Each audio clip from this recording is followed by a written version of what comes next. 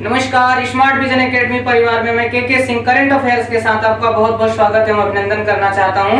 और मैं बताना चाहता हूं कि जो हमारे क्लास हो रहे थे वो राष्ट्रीय परिदृश्य पे हो रहे थे, और इस राष्ट्रीय परिदृश्य के क्रम में आज कुछ चीजें हम आपके साथ शेयर करेंगे।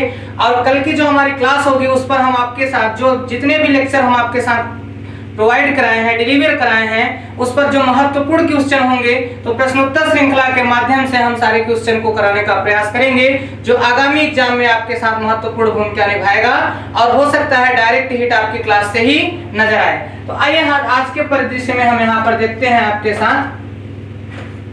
आज की जो हमारा टॉपिक है वो है राम मंदिर। आज का जो टॉपिक है हमारा राम मंदिर निर्माण के लिए गठित ट्रस्ट, निर्माण के लिए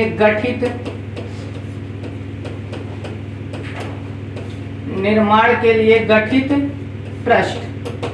अब यहाँ राम मंदिर निर्माण के लिए गठित ट्रस्ट पर हम आपके साथ चर्चा कर रहे हैं। तो देखिएगा यहाँ पर आपके साथ हम कुछ महत्वपूर्ण फैक्ट जो आपके एग्जाम के लिए की दृष्टि से महत्वपूर्ण है, विवाद की दृष्टि से नहीं। दोस्त ध्यान में रखिएगा कि ये विवादित है, लेकिन आपको एग्जाम के लिए की दृष्टि से जो महत्वपूर्ण है उस पर हम आपके साथ चर्चा कर रहे हैं। तो देखिएगा 5 फरवरी 2020 को 5 फरवरी 2020 को केंद्रीय मंत्रिमंडल 5 फरवरी 2020 को केंद्रीय मंत्रिमंडल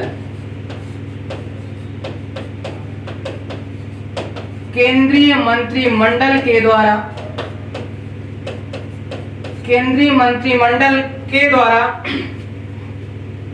इसके निर्माण के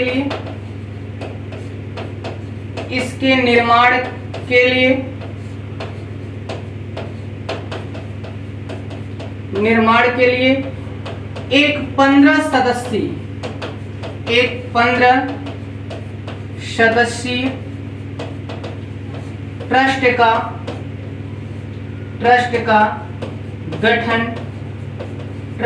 गठन किया गया। अब आप यहाँ पर देख रहे हैं कि 15 सदस्यीय ट्रस्ट का गठन किया गया है, जो श्री राम जन्मभूमि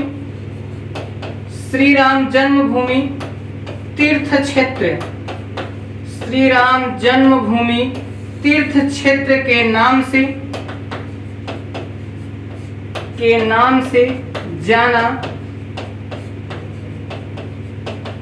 से जाना जाएगा। अब यहाँ पर आप देखिएगा जो तीसरा शब्द है ट्रस्ट में शामिल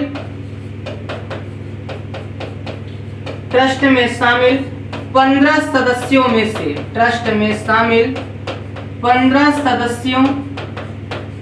से ये जो 15 सदस्य हैं, इन 15 सदस्यों में से एक दलित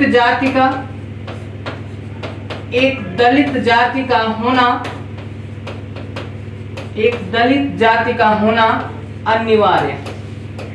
यहाँ पर देखिएगा कि क्वेश्चन आपके साथ आएगा, एक दलित जाति का होना क्या हो गया है, अनिवार्य हो गया है। अब यहाँ पर देखिएगा यहीं पर आप नोट लगा के देखिए, नोट 9 नवंबर 2000 या 9 नवंबर, देखिए यहाँ पर 9 नवंबर 2019 को 9 नवंबर 2019 को सर्वोच्च न्यायालय के द्वारा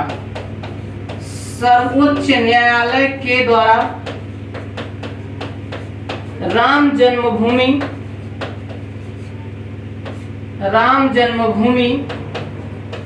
तथा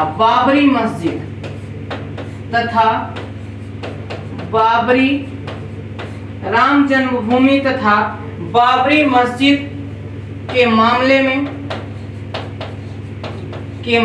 में निर्णय दिया और मंदिर बनाने का आदेश दिया। मंदिर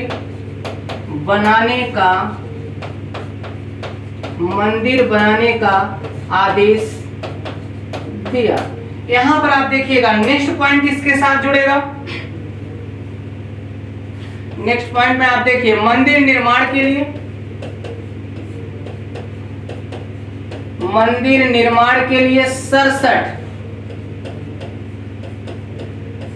निर्माण के लिए 67 एकड़ भूमि का 67 एकड़ भूमि का प्रावधान 67 एकड़ भूमि का प्रावधान किया गया है, प्रावधान किया गया है। 67 एकड़ भूमि का प्रावधान किया गया है। लेकिन यहीं पर आप नोट लगा के देखिएगा, परंतु सर्वोच्च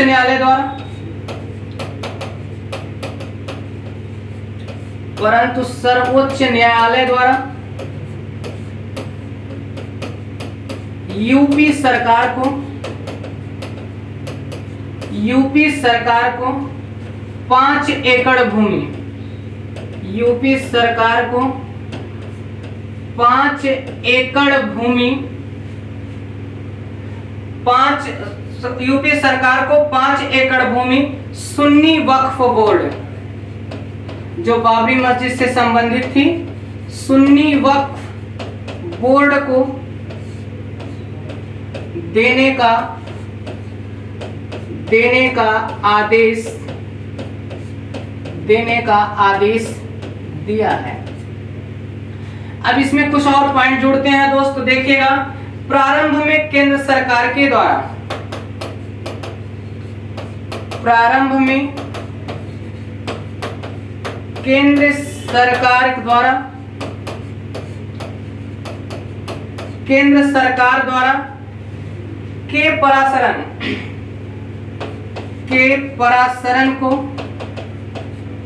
के पराशरन को अध्यक्ष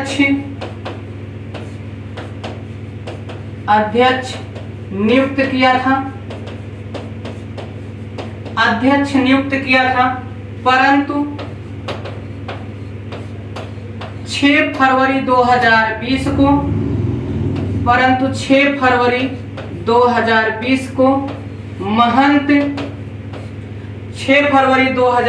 को महंत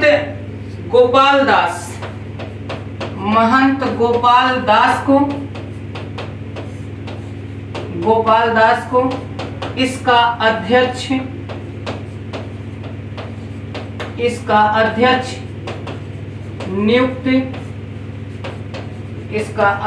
नियुक्त किया गया। नेक्स्ट पॉइंट इसमें जुड़ेगा, प्रधानमंत्री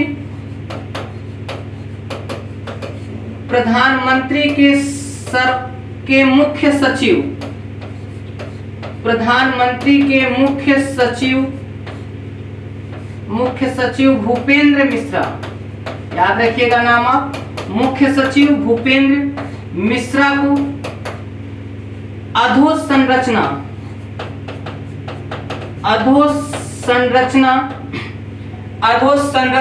का अध्यक्ष नियुक्त किया गया है। अधोसंरचना का अध्यक्ष नियुक्त किया गया है। अधोसंरचना का अध्यक्ष नियुक्त किया गया है। अब इसमें कुछ एक आध पॉइंट और बचे हैं, उसको मैं आपके साथ जोड़ देते हैं। केंद्र सरकार के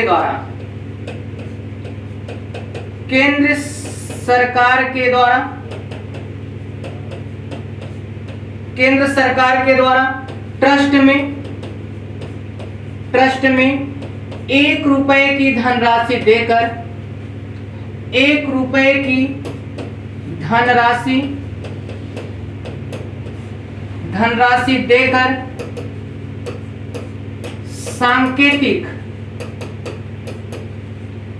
सांकेतिक बजट को निर्धारित कर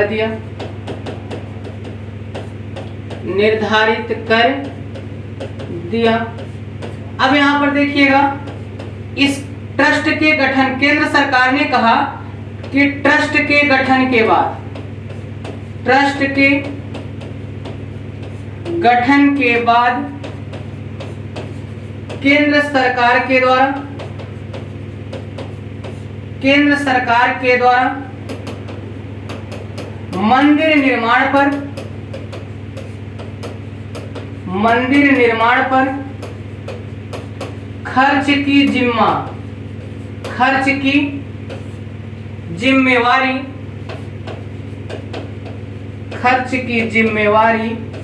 नहीं होगी।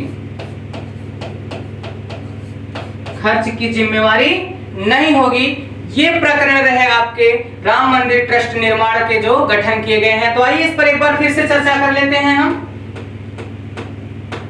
तो अब यहाँ पर देखिए कि आपके साथ क्वेश्चन है राम मंदिर निर्माण के लिए गठित ट्रस्ट। तो इस ट्रस्ट का गठन कब किया जाता है?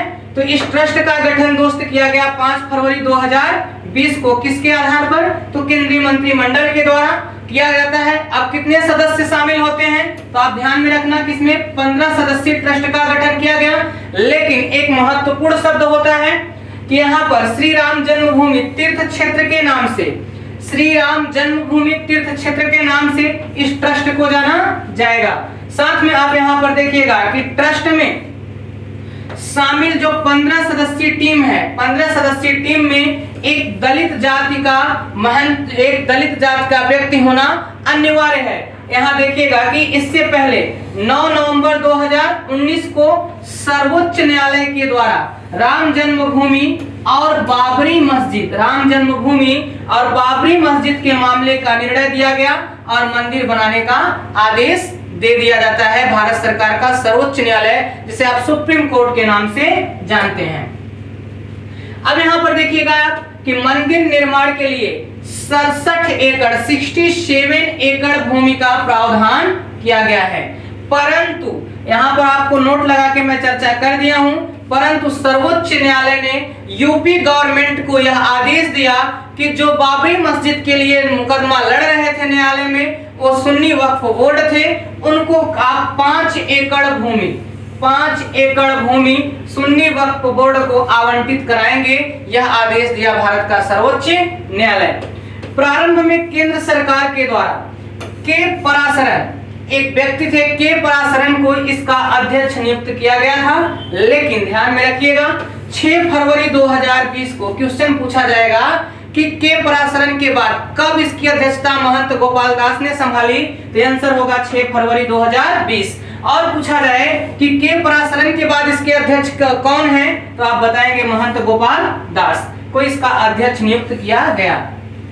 अब मैं आपको एक पॉइंट और इंपॉर्टेंट बता देता हूं कि मंदिर के अधोसंरचना निर्माण में आप देखेंगे कि इसके देखभाल के लिए जो प्रधानमंत्री के मुख्य सचिव भूपेंद्र मिश्रा को अधोसंरचना का अध्यक्ष नियुक्त किया गया है। अब यहां पर देखेंगे आप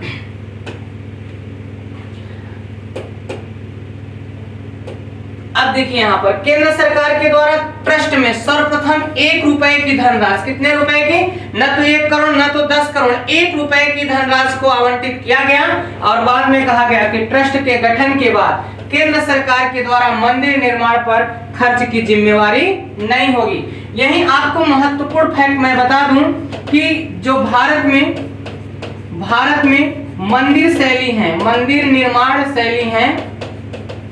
मंदिर निर्माण जो शैली है, इन्हें 3 भागों में बांटा जाता है। पहला होता है आपका नागर, दूसरा होता है बेसर और तीसरा होता है द्रविड़। नागर, बेसर और द्रविड़।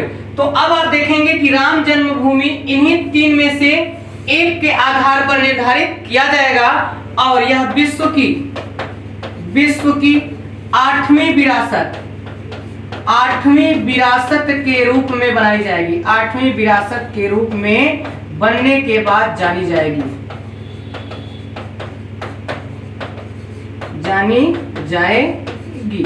अब यहाँ पर देखिए कि भारत के निर्माण के मंदिर की 3 शैलियां नागर, बेसर और द्रविड़, जिसमें इसमें नागर शैली पर आधारित विश्व की 8वीं विरासत के रूप के बाद बनने के बाद ये जानी जाएगी। ये तो रहा आपके साथ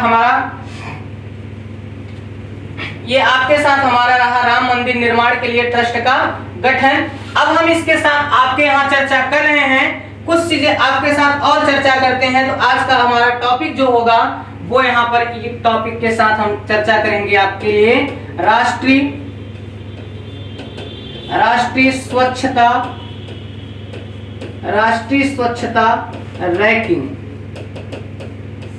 स्वच्छता रैंकिंग पर हम आपके साथ चर्चा करने वाले हैं। तो अब आप यहाँ पर देखेंगे राष्ट्रीय स्वच्छता रैंकिंग, तो आप ध्यान में रखिएगा कि केंद्रीय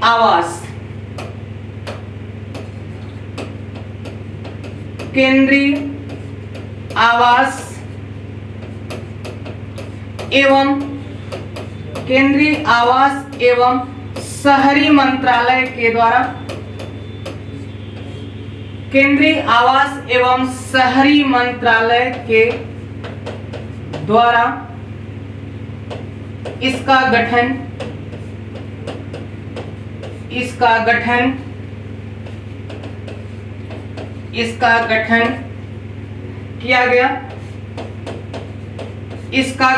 किया गया। और दूसरी तरफ देखेंगे 31 दिसंबर, यहाँ पर ध्यान में रखिएगा 31 दिसंबर 2019 को स्वच्छता सर्वेक्षण, 31 दिसंबर 2019 को स्वच्छता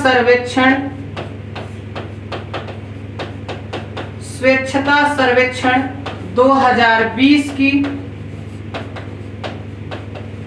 पहली और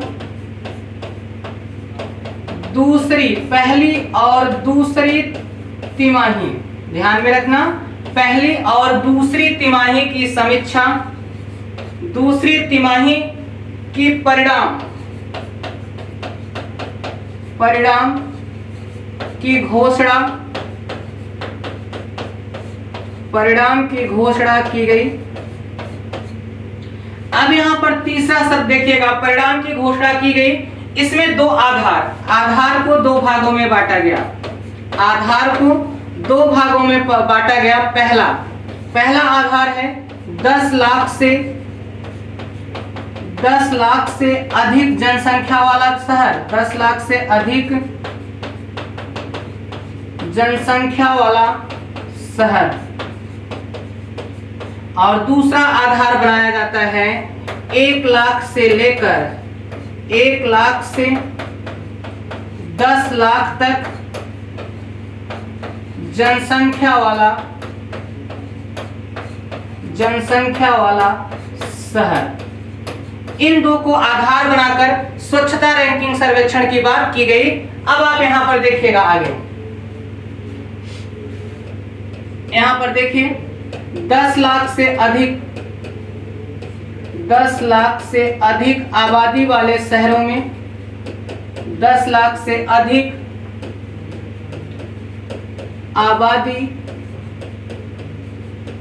वाले शहरों में इंदौर, और आगे आप लिख सकते हैं कि इंदौर कहां पड़ता है, तो मध्य प्रदेश। इंदौर को प्रथम स्थान प्राप्त हुआ, इंदौर को प्रथम स्थान प्राप्त होता है, इंदौर को प्रथम स्थान प्राप्त होता है। नेक्स्ट देखिएगा आप 1 लाख से 10 लाख तक जनसंख्या वाले शहर में ध्यान में रखिएगा, यहाँ पर जमशेदपुर, क्या है, जमशेदपुर को प्रथम स्थान प्राप्त होता है, जमशेदपुर को प्रथम स्थान प्राप्त होता है, अब यहाँ पर इस तरीके से चीजें आपने देख लिया है। आइए एक बार हम आपको रिमाइंड कराते हैं, पूरी चीजों को एक साथ फिर से क्लियर कराते हैं कि आपको कैसे इन चीजों को याद रखना होगा। तो देखिएगा, राष्ट्रीय स्वच्छता रैंकिंग की बात करें, राष्ट्रीय स्वच्छता रैंकिंग 2020 की बात हम करें और 2020 की पहली और दूसरी तिमाही की बात करें, पहली और दूसरी तिमाही की चर्चा यहाँ पर हम आपके साथ करेंगे। तो देखिएगा कि राष्ट्रीय स्वच्छता रैंकिंग जो होता है वो केंद्रीय आवास एवं शहरी मंत्रालय के द्वारा जारी किया जाता है। देखिएगा 31 दिसंबर 2019 को स्वच्छता सर्वेक्षण 2020 की रैंकिंग के आधार पर गठन किया गया।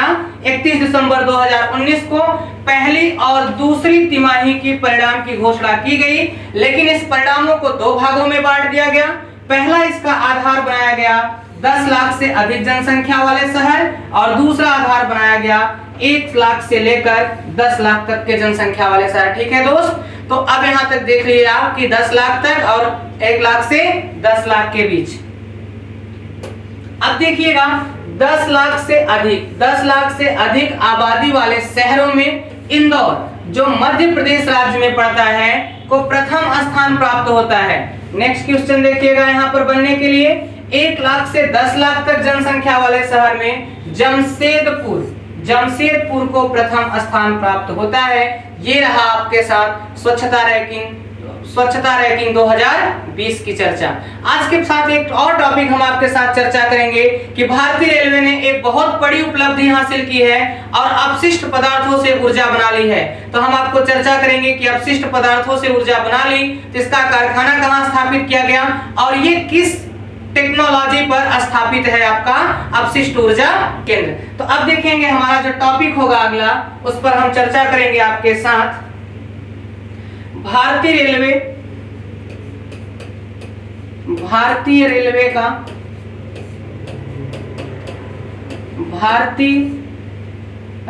का प्रथम अपशिष्ट ऊर्जा, भारतीय रेलवे का प्रथम अपशिष्ट ऊर्जा। अब यहाँ पर इसके साथ हम आप ऊर्जा संयंत्र की बात कर लीजिए, नहीं आप कंफ्यूज होंगे कैसा ऊर्जा, तो ऊर्जा संयंत्र। अब इस पर हम आपके साथ चर्चा कर रहे हैं कि ये ऊर्जा संयंत्र किस प्रकार यहाँ पर दिखाई पड़ेगा। तो देखिएगा जनवरी 2020 में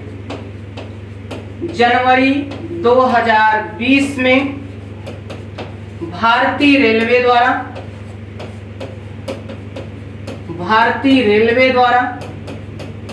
इस संयंत्र की स्थापना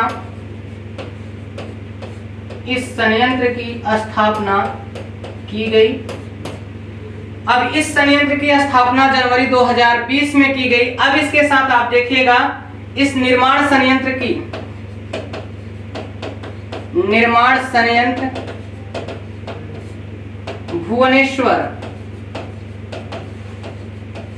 भुवनेश्वर के कैरेज में, याद रखना भुवनेश्वर के कैरेज में स्थापित किया गया। भुवनेश्वर के कैरेज में स्थापित किया गया। उसके बाद आप यहां पर देखेंगे तीसरा पॉइंट आपके लिए इंपॉर्टेंट होगा, इस संयंत्र की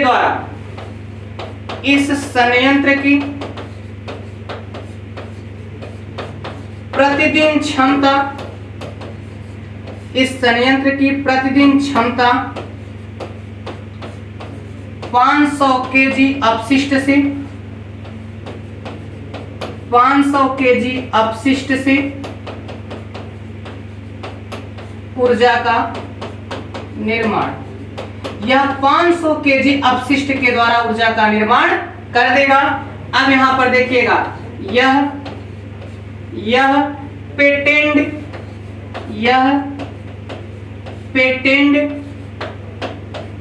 प्रौद्योगिकी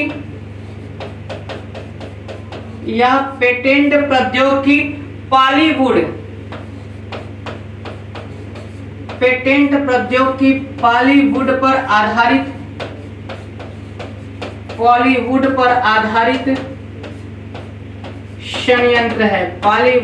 आधारित संयंत्र है। अब आपने यहां पर देख लिया हमारे साथ भारतीय रेलवे की एक बहुत बड़ी उपलब्धि जो अपशिष्ट से ऊर्जा संयंत्र का निर्माण कर चुका है और इस अपशिष्ट से ऊर्जा के निर्माण का संचालन भी कर रहा है। तो अब देखेंगे हम आपके साथ थोड़ी सी बात इस पे शेयर कर दें। तो देखिएगा भारतीय रेलवे का प्रथम अपशिष्ट ऊर्जा संयंत्र, तो अब यहां पर देखिएगा कि प्रथम जनवरी 2020, ध्यान में रखना, जनवरी 2020 में भारतीय रेलवे द्वारा इस संयंत्र की स्थापना की जाती है। इसका निर्माण संयंत्र कहां है? तो भुवनेश्वर के कैरिज में स्थापित किया गया है भारतीय रेलवे का प्रथम अपशिष्ट ऊर्जा संयंत्र। नेक्स्ट देखिएगा इस संयंत्र की क्षमता कितनी है? तो इस संयंत्र की क्षमता प्रतिदिन पर डे 500 केजी अपशिष्ट के द्वारा यह ऊर्जा का निर्माण कर सकता है। नेक्स्ट देखिएगा यह पेटेंट किस पर, यह तकनीकी किस पर आधारित है? तो यह पेटेंट प्रौद्योगिकी पॉलीवुड पर आधारित है। ध्यान में रखना, पेटेंट प्रौद्योगिकी पॉलीवुड पर आधारित भुवनेश्वर के कैरिज शहर में भारतीय रेलवे के द्वारा ऊर्जा संयंत्र की स्थापना भी कर दी गई है। आगे ऐसे ही कुछ और महत्वपूर्ण फैक्ट लेकर हम आपके साथ मिलेंगे। तब तक के लिए हमें इजाजत दीजिए। Best of luck. Thank you. नमस्कार।